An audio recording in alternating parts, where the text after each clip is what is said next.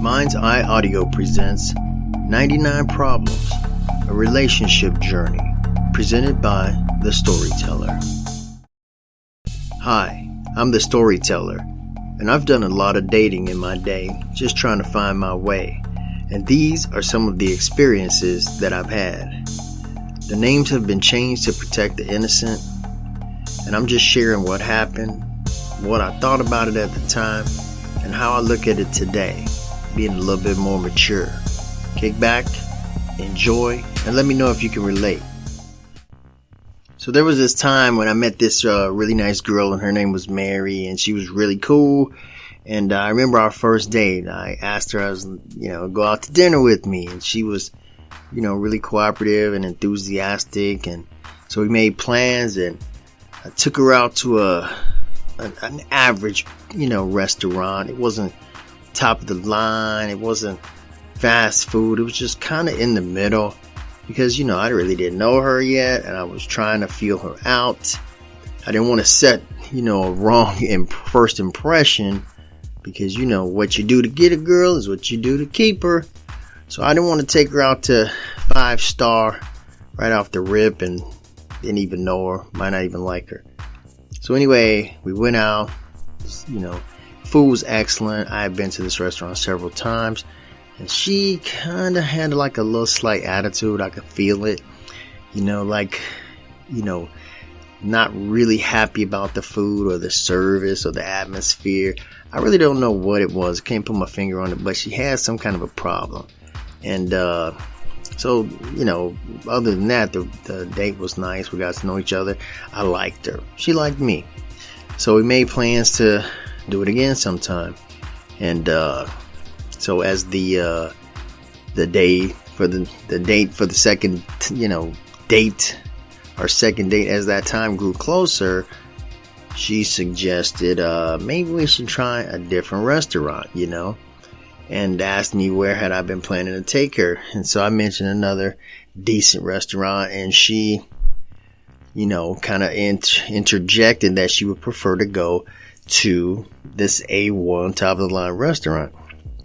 And I was like, okay, yeah, that's cool. Let's do that. And we had a great time. It was totally different in terms of her vibe. She was really happy and everything went well. So I thought nothing of it. We continued to see each other. We got a little closer, and everything was going well in this relationship. Then her birthday came around, and I think I'd known her about 5 or 6 months, so I felt it'd be nice to get her a gift. Kind of would be not nice to not get her a gift. So I got her a nice gift. It was a dozen roses, some candy. Took her out to dinner, and she had that weird vibe again, that not quite happy vibe, and I was confused. So I asked her, I said, what's going on? She said nothing. And I said, cool, dear, are you happy with your gift? And she said, yeah, but in the future this would be a better gift for me. Just letting you know my taste. You want to know, you asked, I'm telling you. And what she asked for was like a diamond tennis bracelet, very expensive. And so I made a mental note of that, because I'm not, I'm not poor, I'm not rich, but I can afford a little this, a little that for my queen. So everything went well, and one day she asked me to take her to get her hair done, because we were planning to go out, and she wanted to look nice, and I wanted to treat her. So I took her out to get her hair done. Her hairdo cost $500. $500. Wow.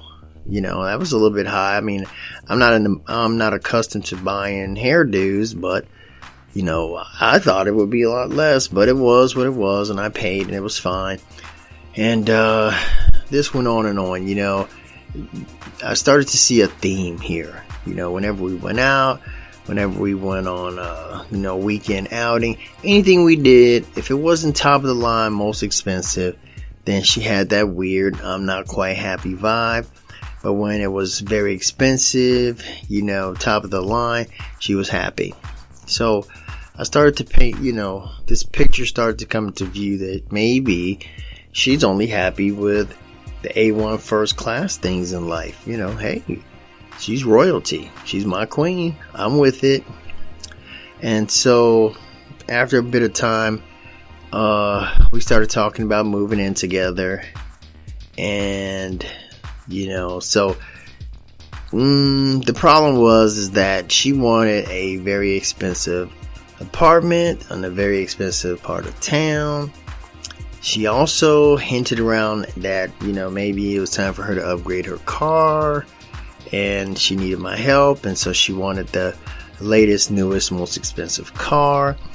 And so the pattern came into view really quickly. She was a person who wanted a lot of things. She didn't have a lot of money.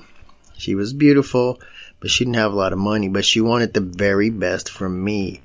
So I asked her, I said, hey, what if we can't have A1, top of the line, first class, everything? Would you be happy or not? And she said she'd be okay. But there was that vibe, not really. And so as time went on, the pattern just persisted. She was a person who wanted the most, and she wanted it from me. She didn't want to go out and work hard for it. She wanted it from me. And I talked to my boys about it, and they told me, they said she is probably a gold digger, man. And I didn't know what that meant. So I asked, and they told me it's a person that's trying to get as much as they can get from people. So as much as I didn't like hearing that, my beliefs and my observations were in alignment with exactly that. So even though our conversations always reached the conclusion that she would be okay living a modest or average life, her vibe says she would not be. So after a while, I tried a few times to do the average thing, and average never was good enough for her. So it became abundantly clear that she was a gold digger. She was a cute one, and she was nice, but she was about that money and trying to get the most in all of it. She even suggested to me to get a second job so that I could have more money. So it didn't take long for that relationship to fizzle out. And I thought to myself, man, there's these kind of women in the world, straight gold diggers, pretend to care about you, and they just trying to clock as much of your money as they could possibly get. Wow. So I was pretty sad. I was hurt and I was angry, and I decided I wasted a lot of time with this woman. And so good luck to her. I hope she finds somebody that's trickier than she is, that takes her for whatever little she has, takes all her food stamps. So anyway, that's what happened, and that's how I felt. And now looking back on it, I wonder if maybe she was the kind of person that grew up without a lot of things. Maybe she grew up in poverty and they didn't have very much. So now as an adult, she's excited about being able to have the better things in life, and she reaches for it, reaches hard. Maybe not, to be industrious enough to create it for herself, but to ask for it and to receive it. She's very pretty. She probably had a lot of success in asking for things. So maybe she's the result of her poor upbringing. Maybe as a result of her poor upbringing, maybe she didn't have a lot of security. Maybe her family moved around a lot. The lights got cut off, the water, not enough to eat. Maybe poverty traumatized her in some type of way. Maybe she grew up thinking that, that a man that loves you will provide for you, and that being able to provide for you gives her a sense of security, and people that love you will help you to feel more secure. So maybe she's coming from a place of good intention, but just a place of damage, and unprocessed damage.